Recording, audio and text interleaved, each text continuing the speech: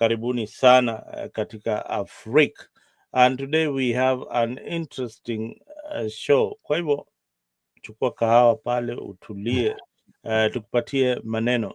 But before I start this particular edition, I want to welcome my brother. Karibu sana brother Ben, na usalimia watu. Mzalendo, asante sana kwa kutupatia nafasi asubuhi ya leo ili tuzungumze na wenzetu wale ambao wanaungana na sisi na pia wale watakuja kututazama baada ya kipindi. Asante sana. Asanteni sana, karibuni.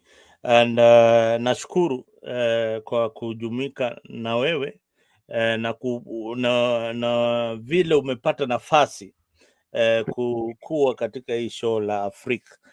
Watazamaji, Kiswahili chetu si mzuri sana, lakini tunajaribu kienzi katika hizi show. Tunajaribu sana tuongee lugha ambao utaelewa kule nyumbani, na tutaichanganyisha kidogo ndio maneno ifike mahali inafaa kufika. Mahali hatuwezi tamka na Kiswahili ama na Kizungu, tutaongea hata pengine lugha ya mama.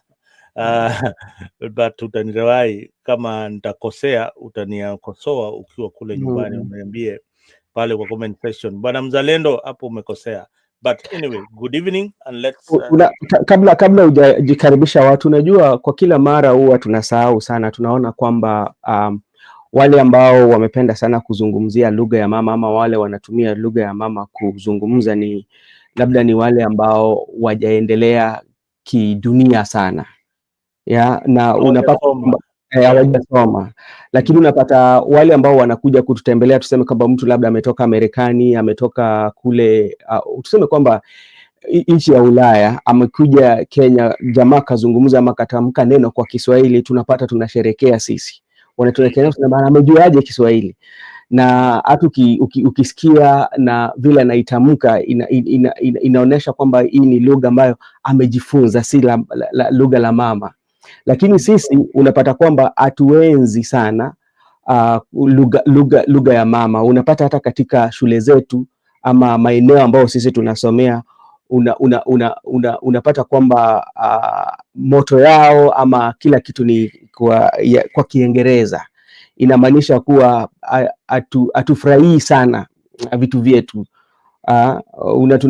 Tunaiga na tunafurahia zile za nje. Ni kwamba tunaona tukizungumza Kiingereza vizuri ndio tutakuwa tunaona kwamba sisi tumefika. So inafaa sisi pia tujifunze kujivunia yale ni yetu, tujifunze na tutakuwa tuko sawa. Kweli kabisa brother Ben. Haya, karibuni sana katika show la Afrika. And today, and before I even begin into our local topics, let's acknowledge the significance of an event that happened this week. And I know Ben, you will talk about it. If kama wewe ni Mkatoliki, Papa Leo ni Papa Leo the 14th ama ni Papa Leo the 16th. Pope ameteuliwa. Popa anajiita Pope Leo, ama utamuita Papa, anaitwa Papa na Kiswahili. Pope Leo ameteuliwa na Wakatoliki wamefurahi sana, na sisi pia Wakristo tumefurahi, ulimwengu mzima. Now turning our focus to the local politics, kuna hiyo the recent passing of Charles Ong'Ondo. There was a lot of politics in Ong'Ondo and a lot of drama. Ben, please, did you watch any of the ceremony that raised a lot of eyebrows? I did follow it very keenly from time he was airlifted from Nairobi to Kabondo, to the procession and even the burial. And there's few things that I really picked from it. To start with, when they were in the procession, I think when they reached Kindu Bay, one of the sons of the late came out and on top of the vehicle that they were in, and greeted the mourners, and he talked about ODM. And I was just questioning myself, like in that juncture, when you've lost your pillar, where do you get that strength to address the mourners? And in a political, it was like a political addressing, you know, like it was not that in mourning, you know. So I still question myself. I say, like, then he was very courageous and he had the energy to have that, to address people. So that is something that I really saw. Then the following day, yeah, that was yesterday. The entire, when you look at the ceremony itself, it went from a ceremony to a political. So the political took the center stage, and at some point you'd see the families. I think, to me, the families were not given a decent time to bid goodbye for their departed one, you know. Because, you know, when you look at the life of human being, our lives have three major stages that are very important in our lives. One is when you are born. When you are born, your parents will celebrate because the new generation has been brought into the world, you know, and people will celebrate, and people also cry too. And that is a cry of joy, because this is something new. A new generation is coming. There's also that time when you get married, or any of you get married. That one also is a celebration, and people do cry tears of joy usually, engulf such like occasions. But the last one is when you depart. Now we are seeing you for the last time, and now you are going to meet with our ancestors, or you're going to meet your maker. That is usually very, very, very critical. That's where people mourn, because they mourn because there's a gap that is left, because once he's gone, you are not going to meet him. He's gone forever. When you meet him, it is going to be a spirit, and you will say, oh, we met him, and maybe it's like, this is not a good spirit. And when you look at the ceremony itself, if you followed it, I think the people of Kasipul did not get enough time to mourn their leader. Even the family members did not get time to mourn the leader. I feel the politics took the center stage of everything, and even how the party carried it on. So I might be wrong in my observation, but to me, I think the politics took a center stage, and that is a reminder, especially to the families whom their loved ones, or their fathers, their mothers, are in politics. They should have that psychological preparation, that in the event that we lose one of us who is very active in politics, the politics will always take the center stage the day that we are seeing him, or the departed, we are burying him. Oh, yes, so you have to get prepared that of the politics, emotions, and everything that will surpass what All right. happens. Yeah, I get your point. I get your point, Brother Ben. But what misses out in your in just to add on what you said is that Yeah. you're forgetting that we have the politics of dynasty. Hii ndio inaitwaga siasa ya dynasty. Yeah, when your father was so prominent in Kenyan politics, you are expected to inherit that prominence. That leaves the people. That is where our politics is, especially in these main political parties, ODM Yeah. and UDA. When a prominent figure who has been in politics for long, like Ong'Ondo, you if you are in good books with the party leader, then they will definitely give you the ticket to carry on the legacy of your father. Does it beg the question that whether we have democracies in these parties, or whether the locals of Kasipul will be given a chance to elect a leader that they want? Because there's a lot of politics in Kasipul constituency. Will the people of Kasipul get a chance? Yeah, being that ODM is the dominant party in that particular area, will they have a chance to go to a free and fair primary and elect a leader of their choice?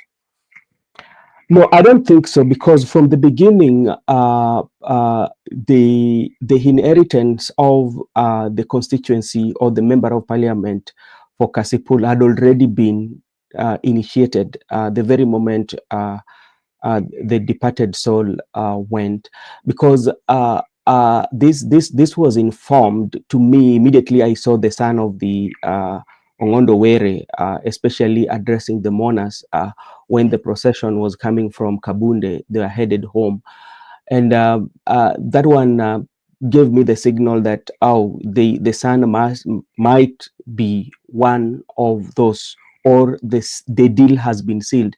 And this was confirmed yesterday, especially when members of parliament really advocated for that, especially to the Right Honorable Prime Minister Raila Odinga, from all the divides.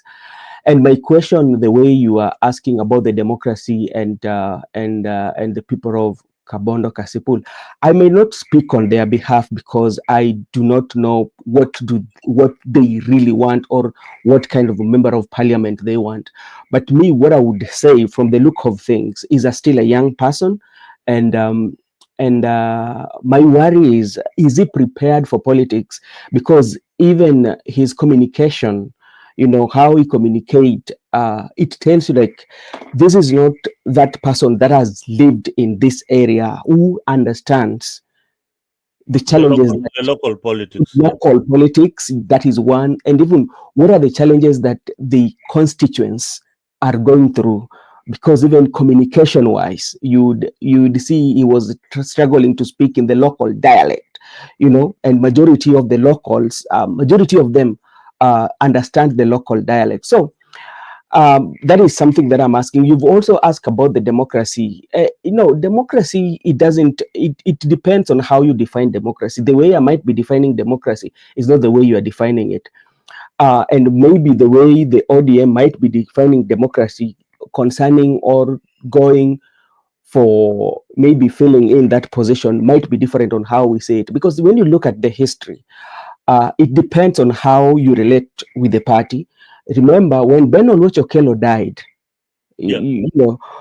it was rumors that one of the sons could inherit and at least complete the years that Ben Oluoch left. But that one was not the case as compared to even to Otieno Kajwang, who succeeded his brother Moses Otieno Kajwang. You remember that? Yeah. But in Migori, it happened that Ochila Yako, who was the independent candidate by then, came back and contested for the Senate with Eddie Gisheru, where the Ochila Yako came first, Eddie Gisheru came the second. So, and you tend to ask yourself, where do we apply this democracy, whereby we say that it happens here, the son or the wife has to continue, it happens in another areas, no, the son or the family members has not to continue. So that's why I was telling you, it depends on how you define democracy and how closest and loyalty are you to the party, or to the party, to the party itself. Yeah. Wow, how are you close to the party? Today we've got a new definition of democracy from Brother Ben. Democracy is so straightforward, Brother Ben. Democracy is not rocket science the way you want to put it. Democracy is a very straightforward question, or a very straightforward process. And most parties have turned democracy to be something that, there are other forms of democracy where you can select and democratically, and say that, that is your part of your party structure. In choosing leadership, you can anoint that this is the way we are going to choose the particular leader in this particular area. But having said that, the father is not yet even 24 hours into his grave, and here we are talking about inheritance. I think they should have let the family mourn first, and then come with the issues of, who is going to take these particular positions. But what happened in that funeral? They turned it into an ODM kind of rally. Yeah, it was like an ODM kind of event. Where they had this big political rally, and they had invited everybody else. Listen to the governor of Homa Bay. Support the broad-based, because that is the promise we gave to Baba, and we also gave to the President, William Ruto. But I said here the other day that this Homa Bay and this entire region is an ODM zone. And we will defend ODM. We will defend our party. We will fight for our party. We will stay strong for our party. That is what I said. Some people mistook it to mean that I was saying that the funeral of Ong'Ondo Were, only ODM people should come. That is not the truth. This family alone is from Mount Kenya to the lake. The family alone. So I could not have been saying that. Everybody is welcome here. But this particular zone, this particular area, is an ODM zone. And as we move forward, we will be going to the by-election here in Kasipul, Ugunja, and other places. We just want to be clear that we don't want to be in competition with our allies. We want cooperation. We want to work together to ensure that these seats that were ODM seats remain ODM seats, and we move forward as an ODM team and a united ODM family. United ODM family. United ODM. Na mimi niliona watu wengine walikuwa wamejipeleka huko wa Munyoro. Wakaanza kutusi baba. Wanasimama pale kwa stage, wanasema huyo mzee sijui yako namna gani, huyu mzee sijui yako namna gani. Mimi nataka niwaelezee, huyu baba wetu huyu ndio tunampigania. Huyu ndio tunamtegemea na ndio baba wa Kenya. Ukimtusi tunakutusi. Ukimtusi tunakufanyia nini? Ukimdharau tunakudharau. Ukimdharau tunafanya nini? Tunakudharau. Hiyo ndio mambo yetu. Na vile nyinyi mlitusi mzee, sisi hatuna masaa na nyinyi watu wa kutusi mzee, hatuko huko. You are our ministers in the broad-based. We support you. We stand with you. We are behind you. Yeah, do your work. We support you. And so far, you people have done a good job. You have made a difference. Sifuna-Mbadi, you are on TV, and you are saying things that make sense to the common mwananchi. You are translating them. This Opio and I, sometimes I see you in Bomet, sometimes you are in Kilifi, sometimes you are in... But when you come to Homa Bay, talk about Homa Bay and what matters to the people of Homa Bay. What you go to Kilifi, talk about Kilifi and what matters to them. That is how it is done. When you come to Homa Bay Mbadi, you tell us about how money is circulating and percolating in Homa Bay. That is how it is done. And there is nothing absolutely wrong with you outlining your agenda for this region as your agenda for the other regions in this country. Kosa wacho gigomaraj, koro kisungu maduma madongo go kuginen. Dakupame kisungu gomera. Adu golo gudu fuadi mondo babo ngeni Homa Bay no DM zone golo gudu. All right, you know that anyway. Let me thank Donald Juma for joining Afrique, and Enoch Asante Sana for being on the comment section. We will engage with you on the comment section. If you have got any question that you want to ask this, my co-host and guest here, Brother Ben, please do so on the comment section. Those who are watching from Tembei platform, make sure that you subscribe to Afrique 24. I've sent the link out there for you to subscribe to Afrique 24. Asante Sana. Here is a link. Subscribe to Afrique 24. This particular show, you can watch, and if you want to join, I may request my co-host, pengine tutakupatia nafasi, but kwa sasa wacha tujadiliane kidogo na ile mambo inafanyika Kenya. Alafu ndio tuweze kukupatia wenzetu nafasi ili pia saa zile tuna open mic waweze kuingia kwenye studio na tujadiliane nao. Anyway, Brother Ben, you've had Gladys Wanga talking hapo akiongea na vishindo kabisa. This is an ODM zone. What did you notice in this funeral? I told you earlier that my view, the political took the center stage, and one thing that usually happens, there's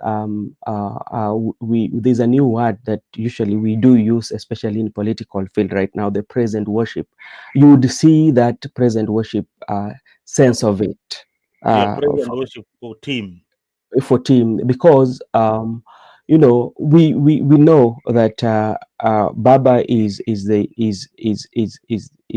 ODM founder and is the ODM member. We know that it's not something new in the political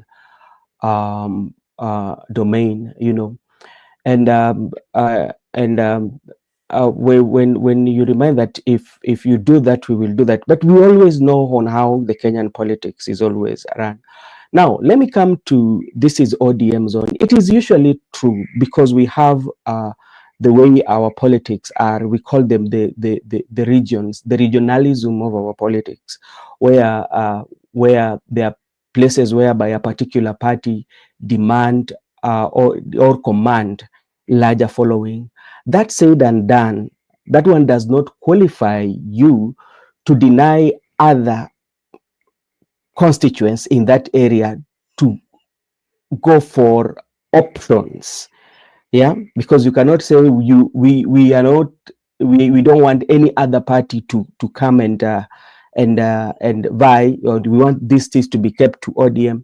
One, our constitution, when you look at our constitution, when we come to the political parties' rights, what does it talk about? It talks about association, and you can associate with any political party. It doesn't matter whether that party has the majority, in that particular area. Each and every person should be given a chance to choose from many if they feel that that particular person can solve the challenges of that particular region. It doesn't matter. I told you earlier, yesterday, the other day I was having a guest from Uganda, and one thing that we were talking about is that, like, a party does not solve the challenges that people have in that particular area, but the person who solves those challenges is the leader that is elected. You might have the party might be good, but the person that is elected does not know or does not understand the challenges that the constituents are going through.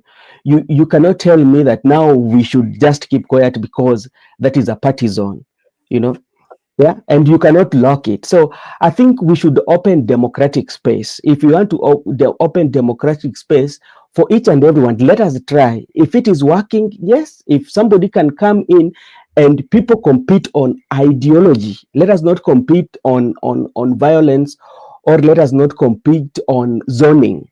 Let us bring our ideology, a particular person, this is area, because all of you who wants to compete, you are a residents of that area. You know the challenges. The only difference, or the only thing that makes you have different views, is a political party. But you are a resident, you want to assist the same people. So that's why I feel Nyawangaya should open the space. Let everybody compete. As you fight for the zone, give them space also too. That's what I feel. Then that is what we call democracy. But then, the reason why the ODM chairman is talking like that, because she already knows that there is a challenger coming from that particular area where Ong'Ondo comes from, the late Ong'Ondo. There is a gentleman by the name Hezbon. He comes from the greater Karachuonyo. And this is what happened in the funeral. Hezbon is going to vie for what? He's going for the gubernatorial race. But now we are talking of a constituency here. This is not a no. Now listen to where she comes in. That constituency, the former MP was Oyugi Magwanga, who is the deputy for Gladys Wanga. Magwanga did not attend that burial. The deputy governor for Homa Bay did not attend the burial and did not send an apology. Now, missing in that burial is also the PS for internal security, Raymond Omolo. Did not attend that burial. He was there in, in the beginning, but this particular event did not. That area is politically very, very hostile to those in government. And if you listen to each and every speaker, talking, they are trying to, they have like investigated the murder of Ong'Ondo, and they have come to a conclusion that the reason why Were was probably murdered is because of the gubernatorial race. It's not even about his seat. It is because of our connection with Gladys Wanga. It is a seat that the people want. So they were igniting the emotions of the people to come and defend that particular seat that belongs to them. So that is what was happening in that. So this kind of politics, my friends who are watching, if you're watching in any other platform, you can only get it here on Africa. The raw politics, that what the details of that story that was emerging there. Or what do you think, Brother Ben? I'm not very sure about the gubernatorial, and I would want to focus especially on the constituency where and the reason why I want to concentrate on the constituency, because politics, politics is interest, and politics also is full of betrayal. When you're talking about Raymond Omolo, the brother is called Esbon Omolo. Esbon Omolo is vying for the governor's seat of Omabe. Yeah, but 2027, he has already started campaigns. Yes, that's okay, because but anything can, as you said about the emotion and weeping about the emotion, that is true. But now we are now looking at the particular constituency where now has remained vacant. And if you're very keen enough, if you're very keen on the proceedings, you are very keen on the proceedings, the inheritor of that constituency has already been found. We are just waiting for the IEBC to start working. Yeah, when they start to work, they will the by-election, and if the by-election will come, I guarantee you, is going to be the son of Ong'Ondo Were. It is a dynasty already. That one has already been decided. It's not a dynasty. It's not a dynasty. It's heredity. Yeah, I'm talking about negotiated democracy, if the best word that I can use, because I derived this from what the leaders were saying, especially including the members of parliament who came to mourn their colleague. Yeah, they were advocating for the son. Yeah, even if you're very keen on. Okay, Ben. Where are the rights of the people of Kasipul? That's why I'm saying this. Yeah, this is a negotiated democracy. So what should happen is negotiated with who? The ODM has negotiated it amongst themselves, because that one even is blocking other members who will be going to nomination. There are not going to be nomination. There's going to be a direct ticket. Oh, there's going to be a direct ticket to the guy who is to Ong'Ondo Were's son. Get it from me. I'm reading it. I'm reading it from the situation. I'm reading it from what transpired yesterday during the viral. So that is my take. Wow. Viewers, you can only get this kind of information here on Africa 24. And I see Gypsy Corner. Gypsy Corner is asking one question. Hey, Mzalendo amefanya nini tena ndugu yangu? Mzalendo. Mzalendo, why do we always judge individuals by not attending a funeral? It could be about commitment. Boss. There, when your wife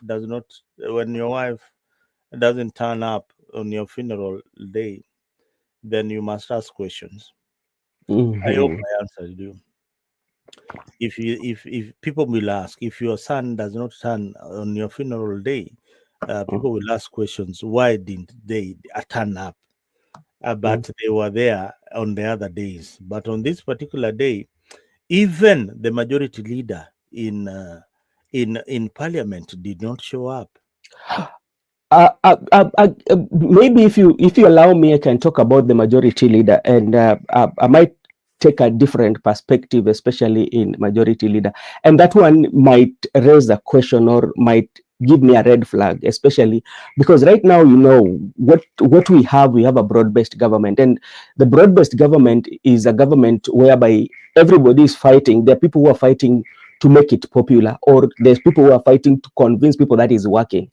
By majority leader, especially Kimani Ichung'wah, missing is a red flag to me, or is making me to answer some question. And this one brings me back to what Her Excellency Governor Wanga said. The first speech he made, that we do not want to see the UDA, So this one might have any UDA member in yes. This one might have necessitated, and they said, okay, let us withdraw from the ceremony, because it might have created tension. So that's why, like, I'm convinced, like, some of the leaders, like the Arun Cheruiyot, Kimani Ichung'wah, might have, because of the words that were said by Governor Wanga. And again, I think this was also a perfect time for President to come and cement that broad-based government, because this is where now the resuscitation, or can we call stabilization, is. The stabilizer was here. How can you miss out? So so that's what I think. Oh, the gentleman, Alex Opana is asking, when did the Kasipul electorate delegate their voting to one party? Brother Ben, please try and answer that question, because that is what I've been saying. When did they decide? They did not decide to vote to one party, but we know, or we believe, that when you look at our politics have what we call personification regionalism. So when personification and regionalism takes place, and the emotion whipping of members, because there's few issues that usually drive voters to the ballot box. Sometimes they're not issue oriented, and I gave our friend example. One, a typical example is when we lost Senator for Migori there, then Ben Oluoch Okello, and Ben Oluoch Okello, if they could have been going with the tradition, one of the sons or the wife could have inherited that seat and continue for the remaining years, the way it has been happening in some other areas. I gave you example of Moses Otieno Kajwang. When we lost Bado Mapambano, the seat was given to the family. But when you look at what happened in Ben Oluoch Okello, that was not the case. Now you come to Ong'Ondo Were's place, you see what from the look of things. So it's a negotiated democracy. Yeah. All right, Ben, we have dwelled very much on that, but there's a bigger story here that just happened on that funeral also. Edwin Sifuna spoke on that funeral. Edwin Sifuna's role, what is Edwin Sifuna's role in ODM? He really tried to, tell those who have been criticizing him. This is what Edwin Sifuna, the Secretary General of ODM, has faced criticism for his outspoken remarks against party members aligning with the government. Party leader Raila Odinga acknowledged Sifuna's role as the official spokesperson, but advised Sifuna to moderate his tone. Alimwambia ende polepole. What do you make of this? I'm still just coming to the funeral. When you look at that funeral, there was this politic of broad-based government. And in the broad-based government, there are two factions in that. There are those who are not convinced to support the broad-based government, and those who are supporting the broad-based government. And what I'm trying to look at, on how Baba has used equilibrium to balance each one of them, and they are at the same level, whereby you find, especially the likes of Edwin Sifuna saying that we are not in government, and Mbadi is saying we are in government, and the Baba is telling you what Edwin Sifuna speaks, that is the stand, or that is the rule of the party. So what is happening here? Again, it's about the politics of intelligence, the playing with your intelligence in terms of politics. Because if you listen to Mbadi went ahead and told Sifuna, I'm a member of your party. Yeah. If I fail, even that 2027 that you want will be one of the disqualification from the way I heard from him. He then said that right now I am the custodian of the money, and I want to make sure that the money comes to these areas. But remember, when they were being donated, they resigned. Yeah. They resigned, and they were not supposed to be the ODM members. And even in our constitution has given us the technocrat and the politicians.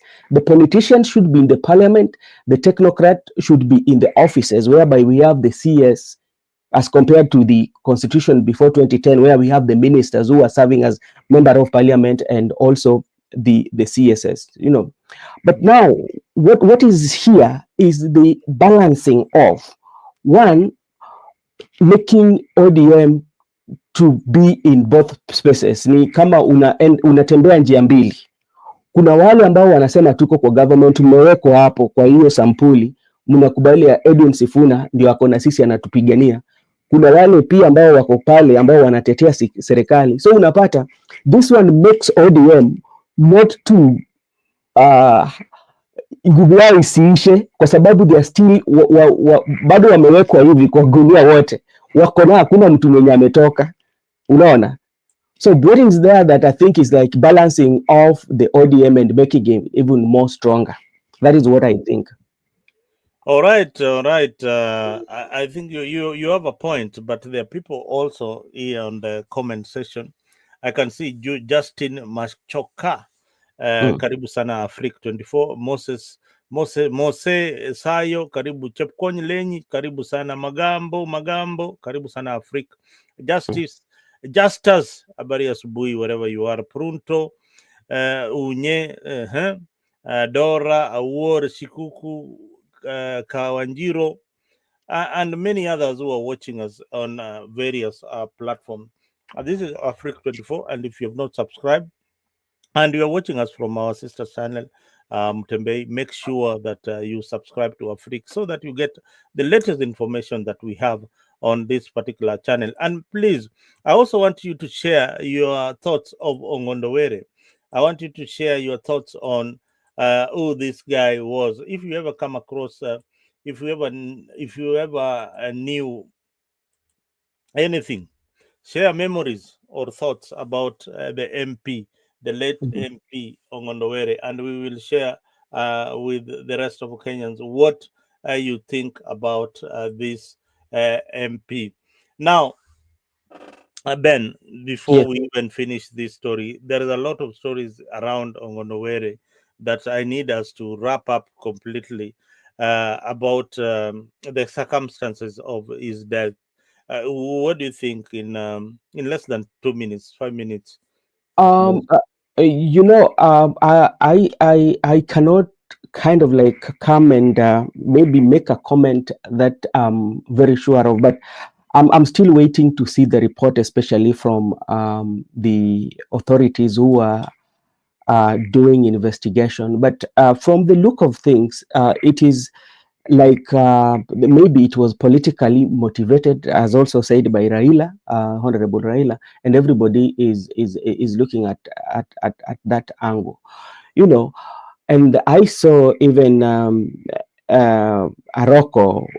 Aroko was also one of those people who were mentioned into it. But if you listen to what Aroko said, it still points about the politics of Homa Bay. And the politics of Homa Bay tend to be one of the interesting politics. It is not interesting. It is Yeah, goonish. and that's why I'm looking at it. I'm calling it interesting in terms of how they carry out their politics, because 95% of the politics that they do is more or less of violence.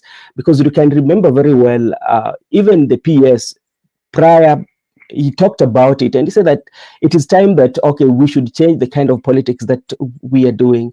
You know, the other day you saw what happened in Dewa, and what is happening again. And somebody's hand was chopped off. So, and you know, and somebody died. Not even Alikufa. yeah. No investigation. Now this is now what is intriguing. Yeah. The same governor, the governor who is in charge of Homa Bay County, did not even speak about the death of that gentleman who died in Diwa. Did not speak even about the hand that was chopped off in somewhere in Diwa. She did not even call for peace. Hey, watu wakae na amani tuchaguane. The party leader. What the director of communication, Mr. Italian, Paul Sana Filippo, this is what he said, that ODM conducted a very peaceful delegates selection, and there was no violence and all that. What nonsense is that? This party is mad with a lot of violence. Look at. Let me tell you a story. If you go to Orange House at the gate, ukiingia tu kwa gate TV, you are ushered in by watu wako wamebeba kifua, wamebeba sijui wanaenda vita gani. I don't know which ni vita gani hao watu wanaenda. I don't know whether all these political parties have got bouncers on their gate. No, I've never visited Orange House because, like, I'm not a politician. I've never visited. Uonekane unaka kitambi kidogo kama mimi hivi. Na aka kashingo kadogo hii umekula kidogo. Hapo wewe ni mheshimiwa direct na uingie na gari. Hapo lazima utoanishwe. Mheshimiwa and uliona I don't know whether Babu Owino spoke in this at this funeral. Babu spoke, by the way. Babu spoke. I wanted to hear his speech in this. No, Babu spoke. What did he say? Yeah, Babu spoke, and he spoke well. And at the last minute, he said even he can run for presidency. And the funny part of it was there was somebody was the MC was telling them, okay, you just come and ongea tu kidogo na utoke, lakini Babu aliongea. And before even we wrap up, because there's so many in this funeral that we have to look at. There's a lot you need to cover, and you're twende mahali ingine. No, yeah, there are two significant issues that or two personalities. One, James Orengo was missing. James Orengo was missing.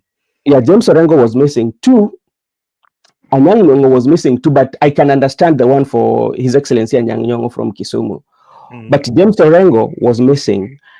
And I did not, I don't know whether there was a communication, the reason why, or did somebody send his condolences message. I did not. Then another funny part of it was there were members of parliament that did not speak until Right Honorable Prime Minister came, especially the members that are allied to UDA. And if you listen to their speech, the speech was full of praise to the Right Honorable Prime Minister, forgetting even like they were in the funeral. The funeral came last. Oh, people of Ong'Ondo and their family, yeah. And there's a lady, I cannot remember her name, but talks about Wamunyoro and all that, au walikuwa wamesumbiwa wale watu na nini, and it tells you, I told you the other day when we were talking, the way everybody talked, there's what we called tribal democracy in our country, and that is what our politics usually runs on. Our politics runs on what we call tribalism or tribal democracy, whereby what usually is part of our list is tribal, followed by the position. Two things, the presidency and the tribal. Those are the top in our list in our politics. Yeah. People cannot, the members, the leaders who are there, nobody talks about so much about development, but talking about now we've come together. Wale watu wacha hata wakae pale wanatutukana au ni shida yao kwa sababu wao ni wakabila. Na pia sasa umekuja tembea kwetu. Tukuna sisi unajua wewe umetusaidia tena, tunashukuru kwa sababu sasa tuko pamoja.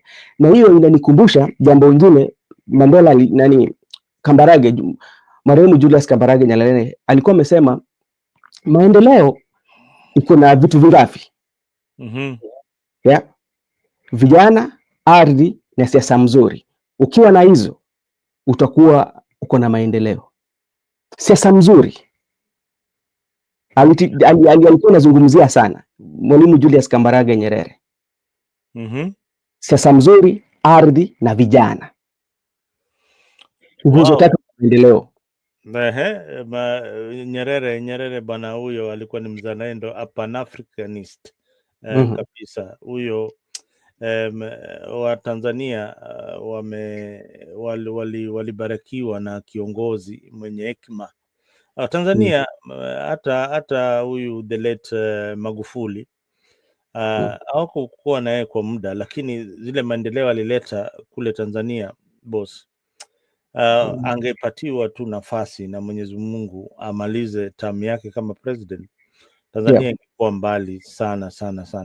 Anyway, let us not forget the ongoing court appeal involving the deputy president Gachagua. Technically, court of appeal unajua imesema nini?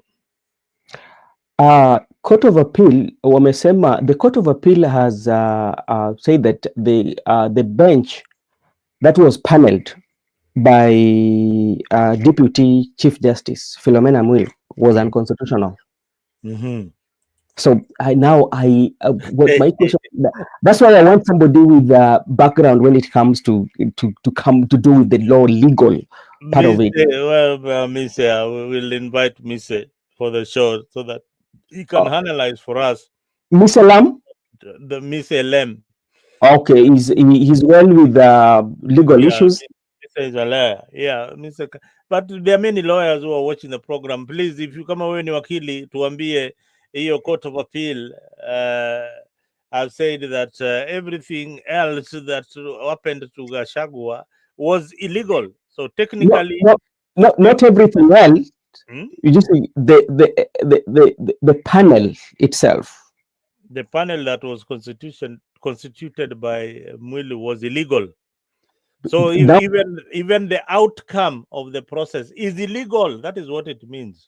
But one thing that for sure, even how the processes was done could raise uproar, because look at how it was so fast, that nothing has ever been so fast in our country like the impeachment of Rigathi Gachagua. Yeah. It was so fast in terms of even gazettement, everything was moving into place. So we are waiting for it. Let me see what this. Read what Julia says. I'm seeing Julia has written something. Where is Julia? Yeah, this is what Julia says. I'm not a lawyer, but CJ will have to constitute another panel. So if CJ constitutes another panel, what will be the position of Rigathi Gachagua? He's still the vice president. That's what I want to know. Yeah. So technically CJ amesema, CJ hajaongea, ni following that ruling, yeah, under the background definitely of that proceedings. Yep. Now the legal implication. Yeah. Now the Chief Justice will definitely have to constitute a bench to hear that case, the significant constitutional matters arising as per that particular ruling. Oh my God, nimekuwa msapere. So from there, yep,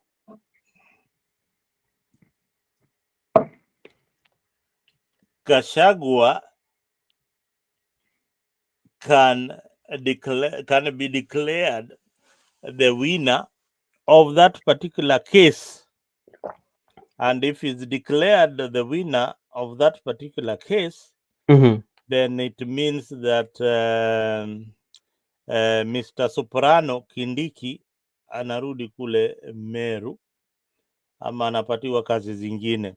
But you see, I told people here on Africa that Ruto has got a card that he was about to play. Na hiyo card, hiyo joker card, ni kurudisha ni kuenda Central na kuomba msamaha na kurudisha Gachagua kazini. Okay, Julia, unasemaje? Mzalendo and Benson, if something happened to Ruto, maybe incapacitated and can't perform his duties, Kindiki's swearing as a president can be challenged in the court of law. Yes, that can be a challenge because this matter is still in court, and there is an illegality even in Kindiki occupying that particular office. As per the ruling that we have seen, there could be an illegality, but we needed lawyers to maybe translate to us what you know.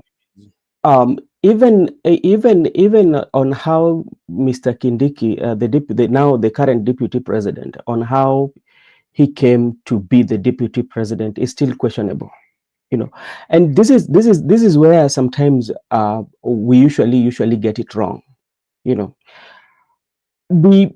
When we initiate such legal matters, especially in Kenya, or when we initiate any process, we usually don't look beyond what we are doing. We don't think of repercussions that are coming. We try to kind of like close the loopholes that we are seeing, or the loopholes that are within our range to see, but we don't look at maybe 10 years to come what will happen.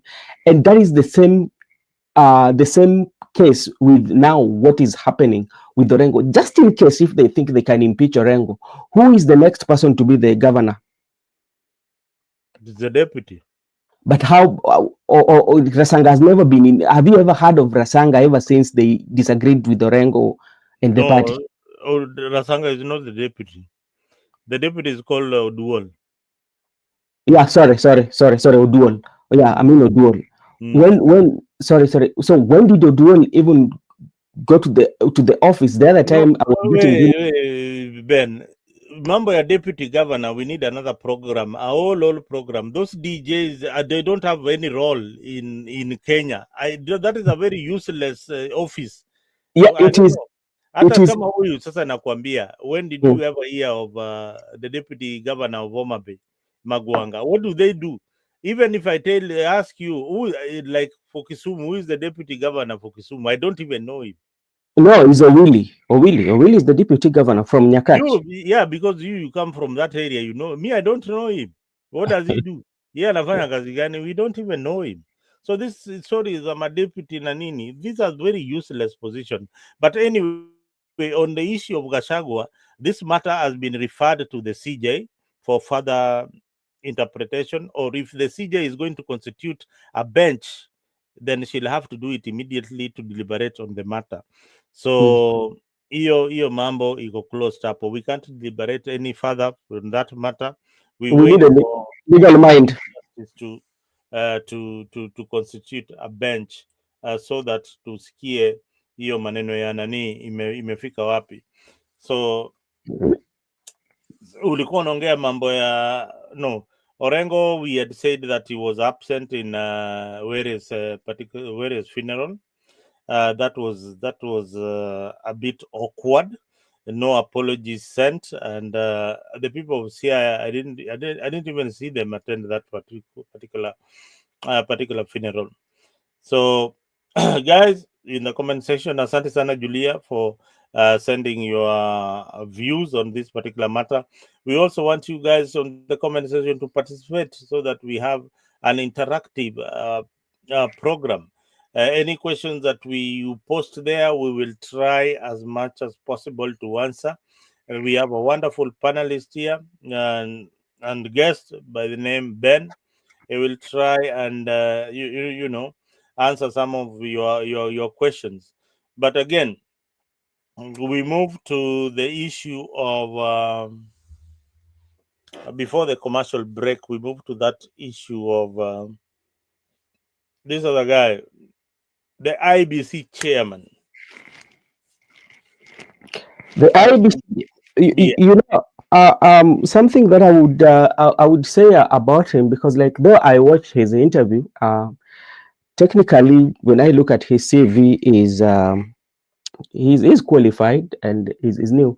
Something that came to us, to many, by surprise, including myself, because we had already made opinion on who is going to be the chair. We were looking at Nyachae and Amadi and the lady. So Ben, hold your thought, please. Hold your thought as we go for a commercial break. Naambiwa na director, lazima we take a small break, then we can come back with more stories on that particular issue. Subiri hapo. As a lawyer, I would already be comfortable because I have the knowledge and the tools and to analyze the law, to interpret it, to find it. And more importantly, because my role at the National Commission on Human Rights was actually based on legislative review, I should be able, as the chairman, to lead my commission, commissioners and secretariat and the stakeholders, in proposing, in making a case for reviews where, legal reviews where those are necessary. The Constitution calls upon us to ensure the elections are free from violence, intimidation, harassment. Those skills I have, for example, in the past, then maybe if I explain some of the things that I used to do at UNDP. We supported this country to come up with the conflict early warning and early response system. It is there, it is working, it's called WIANO. Even applying for this job is pressure itself. I will speak from my heart. There are those who say, congratulations, go for it. You have what it takes. Then there are those who are saying, no. You're going there, you're going to die, they're going to beat you, they're going to do this, all this negativity. And the sum total of it, when I soul search myself, I say, but even if I don't go there, who will do it?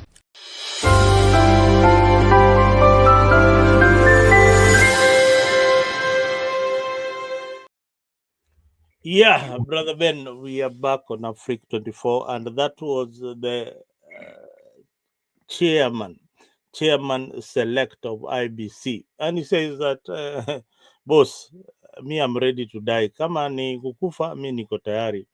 Nimeona Chebukati ameenda na nani, but this is a job, I have to do it for my country. I like the determination of this guy. And although there are so many other things that are being said about it, which tutasema hapa kwa studio yetu ya Africa, Brother Ben, what do you think about this selection? To me, I'm okay with it, because When the process was taking place, majority of Kenyans had already made a decision or had already had their own opinion that the person who is going to be the chair was Nyachai. But it turned out to be not him. And now, I think as a country now, we should just accept, and even him himself, he knows what awaits him, the responsibility of IEBC, what awaits him, and what he should do. Because, that position that is going to hold, that is a very fragile, especially in Kenyan political scene, especially when it comes to the presidential election.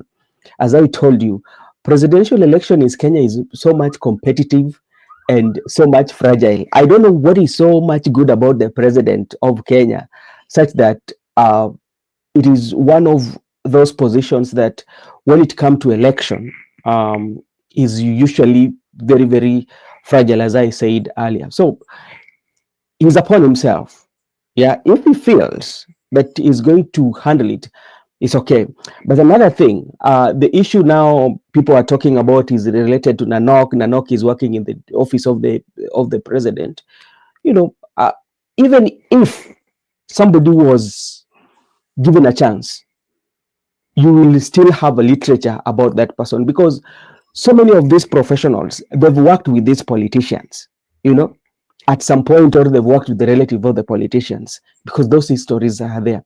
You will not get somebody just fresh who has come from his work or from his employment direct to here without even having some influence of politicians.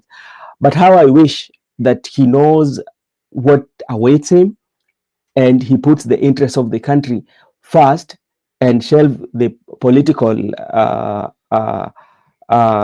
godfathers. So, because, like, if you look at IBC, even in the last general election, it was divided. And the reason why it was divided is the trust that we do not have even amongst ourselves. Even the politician, even when you come to this broad-based government, the trust is not there. Kila mtu anashuku mwingine, huyu labda anaweza toka, wakina nani wajaingia. So I think if he knows, this is what I'm saying, if he knows what is best for the country, then he can go for itself. I will not be kind of like to question he worked with who. That one, everybody has worked with somebody at some particular time. Wow, everybody has worked with somebody at some particular time, and Yeah. you don't care about nepotism, or like Junet is related to the other person, is a cousin to, there's this kind of relations that are there, and there are these kind of scandals that are within IBC. And one lady wrote an article about, she's called Kombe. She was called Kombe or Kombe or Kombe or Kombe. Mm-hmm. One of the commissioners. I wrote an article that I was reading at some other place. I don't know imenipotelea wapi, but if I get it, I'll share it with the public. She wrote a very interesting article on the selection of the IBC chair lady, chairman. Sorry. Yeah. And what we should expect in elections, and things that people ought to know. Apart from just seeing the selection of the people, there is a lot of politicians who are involved in these selections, and you'll find that commissioners. Kombe was saying that whenever they held meetings, wamekaa kwa mkutano, and one of our colleagues would call and report to the political leader what they had discussed. Yeah. The same. These are political appointments. Raila had his members being selected there, and of course Ruto has got his members being selected on that panel, and his choice is this guy. Definitely is answerable to William Ruto and the people of Kenya at some point. So whatever they will have discussed, if it is a matters of procurement, you hear that there's a lot of corruption in IBC when it comes to procurement. When they want to procure these equipment for elections, there's a lot of money that is involved in that particular process. So politicians want also to get a chunk of this, of some of these tenders, and they front their proxies in the name of commissioners. Even those commissioners wale walikataa kusign ile election ya kwa ile ilipita, those ones were allied to Raila's wing. Hao walikuwa pande ya Azimio. Azimio are the ones who had selected them to represent them in IBC. So even in these particular elections, as ODM has got its team, inaitwaje, Kenya Kwanza has got its members within that. I don't know whether the civil society is represented or the Law Society of Kenya is represented in that panel. But if what we pray to the new chairman of IBC is that people of Kenya want a free and fair election. One, they want a process that can be verified. Yeah, a process that they can be sure that their vote really counted. So edong etkon erastas edong edang etkon jina pia wa by the time kura yenyu ibiwe, hii jina lazima mtakuwa mmejua kuipronounce. So this is the guy who has been tasked. Is very young. We wish him the best, and we also hope that he's going to do a lot of consultation with the civil society and Kenyans in general, so that we see the problem in our electoral process. But as we all know, Ben, hii rigging ya 2027 kama wengine wanasema imeanza tu. Hey Ben, you didn't tell me why was this guy not selected? Something that I might I think it was because based on maybe based on how the relation he had with the president, because remember during the 2022 general election he wanted to vie as a I think like he tried to vie as a UDA member during the nomination, or he was affiliated to the president, you know. So I think that one could have even raised more eyebrows if it could have been, you know. And even if the guy that is brought on board, at least even if people are raising those eyebrows, it's at least understandable that nobody knew him. The people just came to know him when the president called his name. Now they start to dig more about him. But for Nyachae, people already knew that he was very close to the president, you know. So that could have made the president to go for the new guy. Another thing that maybe president might have decided to go for the new guy is that the president also is trying to build that trust with the people. You know that the public deficit that the president have with the people, you know. So he's trying something new to bring that hope to people who still do not have faith in him, and say that, okay, I'm bringing new people, and trying to tell you that this ground is very neutral. So if I beat you in 2027, don't bring any issue like he was somebody who is allied to me. So that's why I think maybe the president decided to go for a new face. All right, guys at home, this is our question. Do you trust the IBC process, and why or not? Your voice matters. Leave a comment on Afrique. Go to our page on Facebook or on YouTube. Sana YouTube pale. Leave a comment, and we will be able to share your comment here on live broadcast. And what else did we not talk about this man? This man was he was he is now the is now those lawyers for counties. What is the name referred to those people who represent the county? Do The you call county it attorney the counter? is the county attorney for Turkana. Yeah, Turkana, na yeye ni tunasikia ni cousin ya Nanok, but anyway, that does not really matter. That does not really matter. You know, Mzalendo, as I told you earlier, in the country Kenya,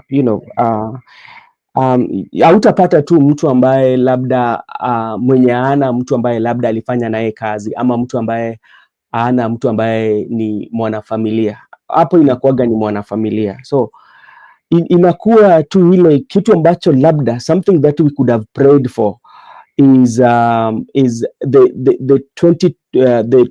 202 moment, the 202 moment whereby everybody would come out in large number and vote overwhelmingly. Then that one would be Benson. I don't believe Ruto has intention of being neutral by that, and that's why I was telling you, even you see like that doubt, that's why we might have gone for somebody who is very new to kill that doubt that so many people have, because politics is about playing with the public gallery, Yeah, you know, but all these IBC chairpersons, there have been people that we didn't even know. Tell me of any that you knew before. We only come to hear them. Hey, this one was a member of it. I don't know. Me like Chebukati, I had never heard of Chebukati until he became the IBC chair. No, I knew Chebukati because he was a strong member of ODM. Me, I'd never seen him participating in any of ADM, even never. Me, I had that when he became the IBC chair. He was not an active member of ODM. Haukukuwa unamuona kwa press conference. Yeah, he was alijaribu kuomba kura lakini akashindwa. Yeah, aliomba tu kura lakini si ati alikuwa wale Western Kenya leaders wale ungeona karibu na Mudavadi kila wakati wakikuwa na no, hapana, hakuwa mtu kama huyo. He was a silent member, just like the same as this guy. This guy is he could be very, very political, but is silent. He's very, very silent, but he's well grounded in the politics. Yeah, so the only thing that might happen here is the only thing, what will be the driving factor? Those are the things that are going to change the election results. What are the driving factors to the ballot box, especially for Kenyans? The driving factor. Yeah, what drives you to the ballot box? What is going to drive the majority of people? What is it in that ballot box that you want to change? Because maybe those who feel like, okay, broad-based government, I don't want a broad-based government. So you come out in large number and make sure you vote in large number overwhelmingly, then you will. If you feel that the administration of President William Ruto is not doing well and you want to take it out of existence or take out of administrative, then go take the votes and vote, So those are what is going to be a driving factor. And if you can bring in the 202, the Kibaki Tosha moment, in this election, then, because we know, Kivutu then was siding with the government then, but the way people voted that day overpowered even the where Kivutu was. So those are driving factors. You know why this narrative of Ruto must go is being killed. Yeah. Do you know why? Why? Every electoral process, especially the presidency, what drives you is that urge to enthusiasm. You see, like a candidate like Matiang'i, when he comes in, you see the crowd that is behind Matiang'i. That is what the government does not want. For you to be eager to know what this man is bringing, and then that Ruto must go tag. You know, it can be very euphoric. Kenyan elections is driven by euphoria. It is me again. It is us against the incumbent. There's never about policy. It's never like this election that is coming. Olewenyo, this election that is coming, it is us against them. It is just simple as such. It is us against the establishment, parliamentarians, senators, and all that. The people of Kenya are against the members of parliament, the presidents, everybody. They want to clean the swamp. Hivyo ndio wanasema.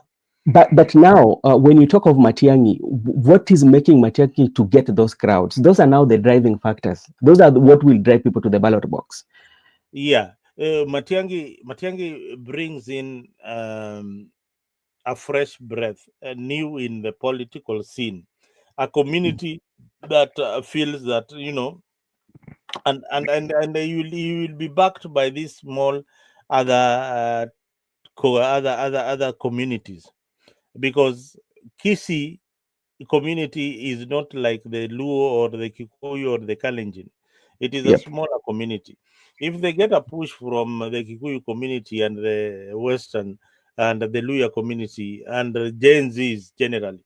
Now Matiang'i as a candidate, Matiang'i as a candidate is very, very popular among the young people. One thing, because these young people, what was driving the factors that young people think about when it comes to election is not the same as what Julia or yourself could be thinking about. I am telling you, I have hosted a young man here who told me that, you know, Mzalendo, you think that when you do a road in my village, that is very important to me.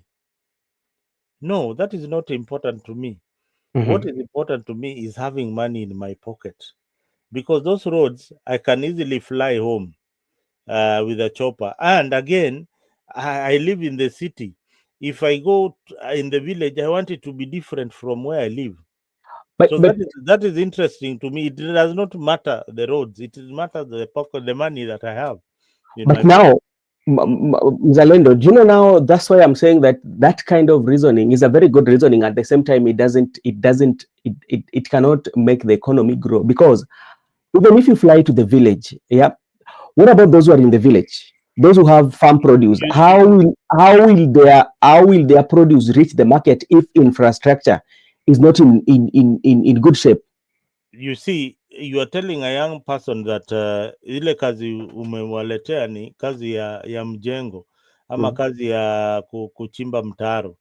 Yeah, a few years ago that was very appealing to a certain group of young people, but today these young people they will not go. How many young people in your village unaona wanaamka asubuhi wanaenda kwa shamba? They need a lot of I mean, Valinda, I want to disagree with you, because let us focus and in terms of job. You know, there's what here we want to deconstruct, yeah, about employment, especially when most of the time we do talk somebody kulima mtaro and kufanya, you know. What should be in our thinking is, how do we provide favorable conditions or favorable employment condition for those who are going even to clean those mtaros, because those jobs are not bad. Yeah, the reason why we rate them as low qualifying job is how they are treated. You know, if favorable conditions can be put in those jobs, especially when you are employed by government to clean or maybe mtaro, one, the salary we should have a minimum wage for that, you know, because cleaning the cleaning of mtaro, you find it has been classified as a job for those who have not gone to school. Yeah, or for those who are very rigid to the society. And that's why when they're paying you, they're not paying what you're worth of. just because of classification of that job and the narrative that this job is done with those who have not gone to school or those who do not have knowledge. But when we go to the other countries, those jobs are well paying because they are catered for. Yeah. You find that those who are doing those jobs, they have insurance. Those who are doing those jobs, they are earning vacations. Those who are doing those jobs, their health is covered for. It is treated like any other job. So first of all, we have to declassify them, like these are jobs that are meant for people who did not go to school, and create a favorable condition for them and pay them as people, because they're dealing with the environment, if to say, because that is something that we have to demystify. Yeah, that's what I think. Yeah, I agree with you. I agree with you, but the young people in Kenya are driven to the ballot because of the infective because of corruption and government effectiveness in dealing with the issues that affect these young people. This is a generation that is emerging. It's a generation of technology. It's a generation that needs. Have got their economic challenges that are in Kenya today that they feel that the government is not addressing properly. The issue of corruption. These are the things that young people have got the desire to change. You know, they have got the desire to change the issue of political dynasties. They have got that drive that these people have been there for a very long time, and it is our time to take over. And you've seen Uhuru Kenyatta really pushing that kind of agenda. They have the numbers. They have 15 million plus young people who are emerging as as the next biggest voting bloc in Kenya. But what is driving them to the ballot is one, unemployment, and the government is not addressing it effectively. Yeah, and nepotism, the issue of kupeana kazi kwa my relatives, and they don't care. Look at the recent employment. You find that a governor, the husband is employed, the cousins are employed. Those are the things that the government is doing with impunity, and these young people are seeing, and most of them are graduates and they need this particular job. Then you tell this particular person that wewe ile kazi ninakupatia nikae, tuko na kazi ya kujenga mtaro huko tumeanzisha. Then the next day you are employing somebody who has never even gone to school na unampatia kazi, and these young people are watching. You see the anger. It is not about that this, even if those jobs were there, hizo za mtaro, and they were you want to equate them with what is happening in the modern world, they are not very well paying. If they were well paying, then they would be attractive to everybody.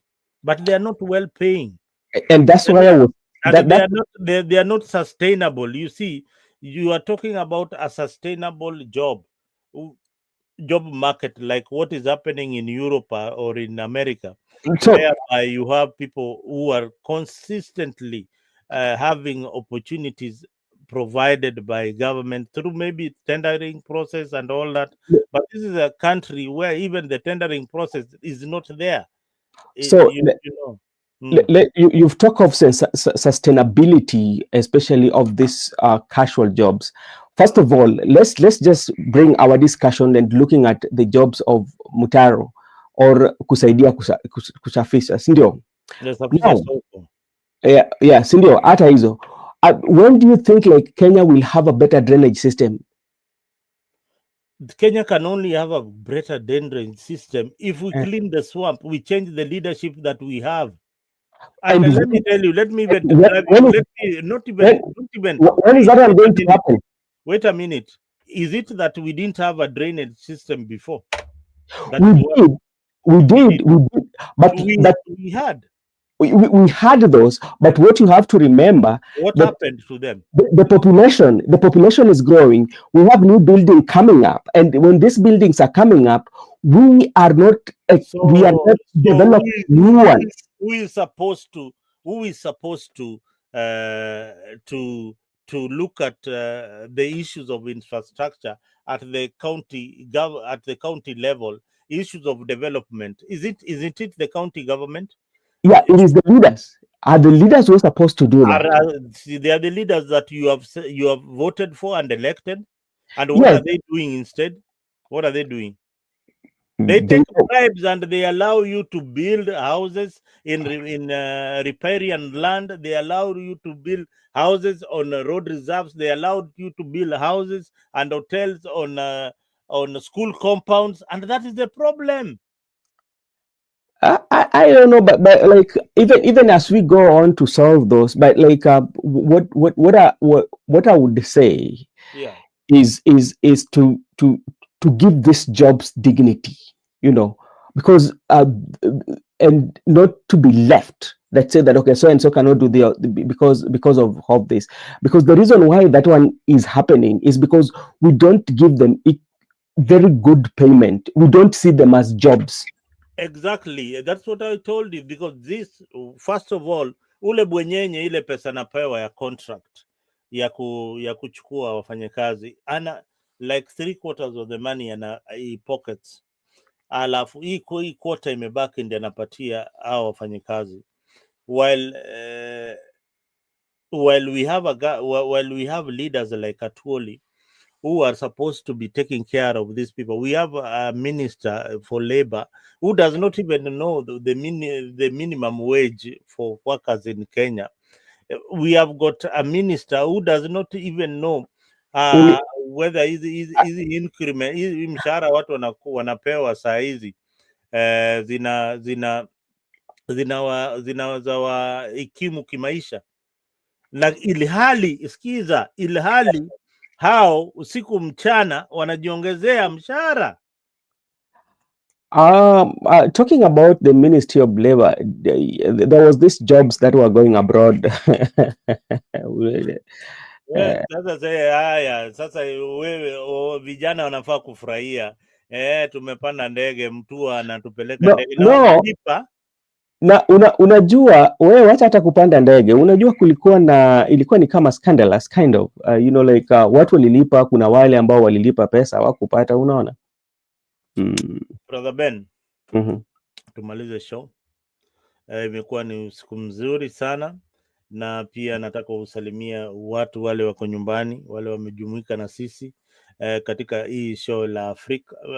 Siku ingine Julia, panda kwenye jukwaa ili tukuone, uweze kutuangazia umepotea wapi. Hapa Afrika maneno ni yale matamu na maneno ni ile bado tunataka mageuzi, lakini mageuzi ya kimsingi, mageuzi ile itatusaidia, si mageuzi ya kikabila, mageuzi ile itasaidia uchumi wa Kenya, mageuzi ile itatusaidia sisi kama wananchi wa Kenya tuweze kufaidika, na pia kama serikali inaweza kutusikia wakati tunakuwa na show kama hii. Najua wakati mingi sana unasikia wakitamka mzalendo, komeni kabisa. Mzalendo tu ndio anawaambia haki na ukweli wa maneno mbali maliko. So tunataka wakuja hapa pia wasikie, watuambie position yao iko namna gani, na hii ndio sauti ya wananchi. Okay. Hapa Afrika ndio sauti ya wananchi. Mahali Fourth Estate imeanguka ni kuwa na nafasi hii kama hii, kuhamasisha wananchi katika wananchi wa Kenya njia nzuri ya kupiga kura, na pia ujue haki yako ya kikatiba kama Mkenya. Brother Ben, neno lako la mwisho. Mi sina mengi la kusema, lakini ningewarai Wakenya wenzangu kwamba nchi ni ya sisi sote. Labda kama uko pinzani ama uko katika serikali, haimaanishi kwamba sasa wewe huwezi fanya jambo ambalo inaweza badilisha nchi yako. lazima tubadilike, na sana sana nilikwambia kitu ambacho kinaweza badilisha nchi ni yale ambaye hayati Mwalimu Julius Kambarage Nyerere alisema, maendeleo maendeleo ni inaangaziwa katika vitatu tu, ni ile watu, ardhi, siasa safi. Na hapo pia alisema kuwa siri ya maendeleo ni vijana wenye malezi bora, sia njema na bongo kali. Ni kwamba maendeleo, nchi inaweza kuwa tuna maendeleo kama vijana wana malezi bora, na malezi bora inatokana na uongozi. Na ukiangalia kama saizi, kama nitaenda kidogo, unaona kuna ile malumbano kati ya viongozi na wananchi kulingana na maneno ambao wanatamka. Ukienda pale katika mtandao unapata maneno ambao yanasemwa si vizuri sana. Unapata kwamba hakuna urafiki mzuri kati ya viongozi na wananchi. Ndio unapata kama tumepatikana na msiba kama maviongozi, unapata kwamba kuna yale maneno ambayo inatokea kwamba unapata kwamba watu wanasherekea, na watu wanasherekea si kwa sababu wamependa, lakini wanasherekea kulingana na yale matamshi ambao labda maviongozi wanaambia wananchi, kwa sababu maviongozi wanakuwa ni kielelezo ama wanakuwa ni kioo cha jamii. Watu wanawategemea, na kama wewe unakuwa ni mtu ambaye anategemewa, lakini maneno ambayo unasema maneno ambayo kinakejeli, haipatii mtu heshima. Hata kama wewe ni kiongozi bora tu, kwa sababu wewe ni kiongozi, unaona kwamba jambo ambalo umesema ni sahihi. So tukiangalia hayo yenye Mwalimu Julius Kambarage Nyerere alikuwa anasema, malezi bora. So lazima malezi bora itoke kwa wananchi, na pia wakuwe kielelezo cha jamii, ndio watoto waige. Unajua, unapata kama saizi mtoto mdogo haezi simama na akasema kwamba mimi naiga. Ukiiga mtu ni kwamba unataka kuwa kama kiongozi fulani kulingana na yale ambayo anafanya, ama kulingana na vitu matukio ambao unafanya inakuwa inaleta maendeleo. Unapata kama vijana wa siku hizi hakuna mtu mwenyewe anasema kwamba mimi nataka kukua kama fulani, kwa sababu vitu ambazo labda maviongozi wengine wanafanya inadhalilisha na haisemishi, like haipatii watu heshima, hata hao watoto. So kitu ambacho hiko ni kwamba ni viongozi wamakinike, wale wananchi pia wamakinike, washikane pamoja, wapeleke nchi mbele. Na ikipika wakati wa kupiga kura, piga kura kwa yule mtu unajua atatatua shida ambayo wewe mwenyewe uko nayo. Usipige kura na hisia, ama usipige kura kwa sababu ya kabila yako. Hiyo ndio maneno mimi niko nayo.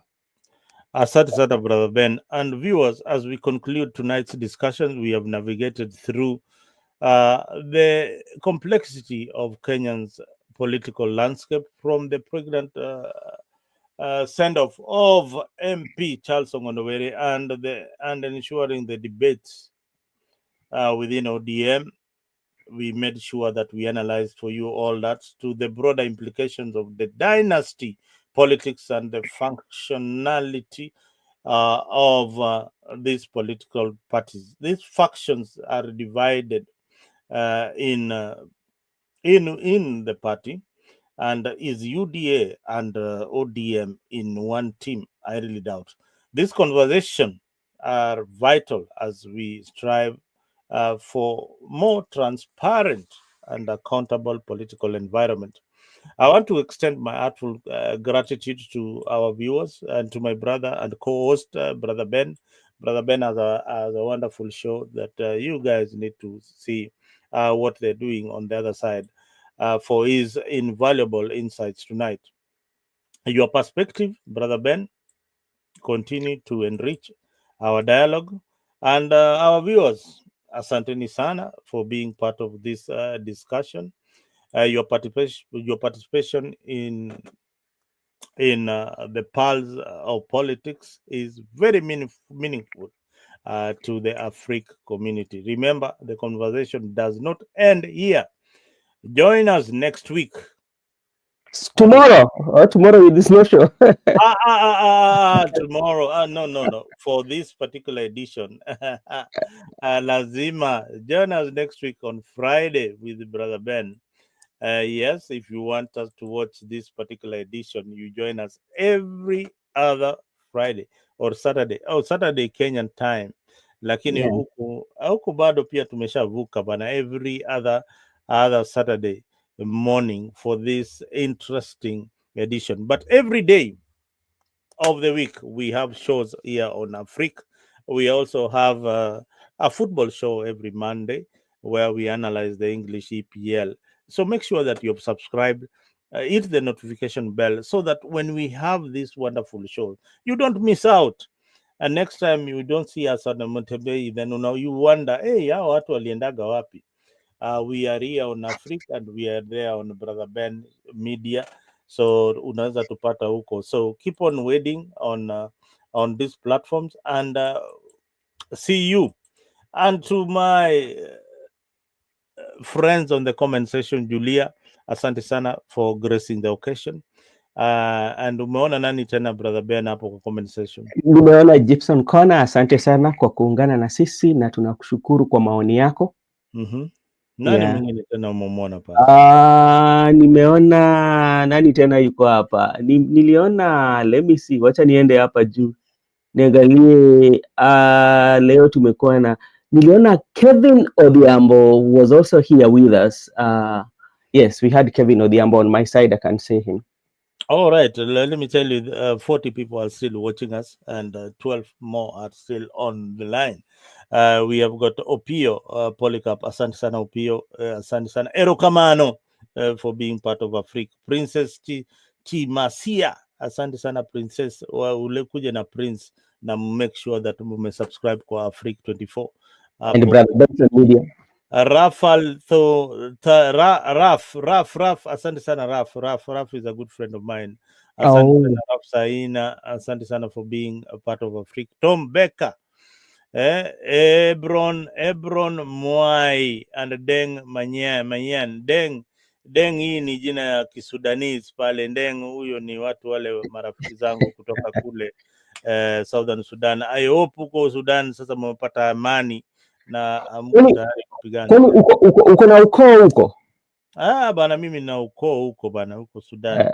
Huko ndio tulitoka, huko ndio kina yaye. Utapata kuna ndugu yangu pale baba pia pengine alitupa mbegu pale, kuna mzalendo pale. Labda tutoe tu ubishi kidogo. Kusema kweli, unajua ukoo wako kweli ama unasema tu kwa sababu labda nyinyi ni Nilotic? Sasa lazima useme kwamba mlitoka huko. Bwana wewe unataka turudi tena kwenye show ni kuonyeshe mahali tulitoka kama wazalendo Wajaluo, maana ndio tukafika pale tuko sahi. Unataka ni kuonyesha hiyo msafara kutoka along River Nile mpaka mahali tumefika leo? Labda unajua ama kuna kitu unataka kusema? Sema ngoja usilale ukiwa na hofu. No, sitaki kulala nikiwa na hofu. Unajua kitu inakuwaga cha muhimu sana ni kwamba kujua historia yako. Inakuwaga ni muhimu sana. Kama mimi najua pale mababu zetu, babu na babu za mababu zetu walitoka. Lakini kuna pale ambapo mimi najua hapa nikiambiwa naweza sema, kwa sababu mimi najua pia kuna wenzetu ambao wanatoka Sudan, vile kuna wale wenzetu ambao pia wako nchi za Uganda na Ethiopia kule. Lakini sasa tukitaka kuangalia tu wewe mwenyewe kama wewe familia yako, unajua kizazi yani kizazi yako tu yako ya babu yako, unajua kizazi cha ngapi? Unaweza fuatilia kizazi cha ngapi? Kwa sababu wewe ni kizazi cha ngapi wewe kwenu? Wewe mimi naweza kukwambia naweza fika kizazi cha 3. Lakini beyond hapo bana, hata babu yangu anaweza kuambia bana, hapo siwezi jua hata bibi yake alikuwa ni nani. So kuna mambo ingine hata wewe mwenyewe ukiambiwa bibi ya anaitwa the great grandfather yako alikuwa ni nani, hawezi jua. Haya, klani yenu, okay, klani yenu inaitwaje? Mimi clan. Sisi clan jina inaitwa Ng'othe. That is Ng'othe clan. Yeah. Ng'othe ni mwanaume. Bibi yake alikuwa ni nani?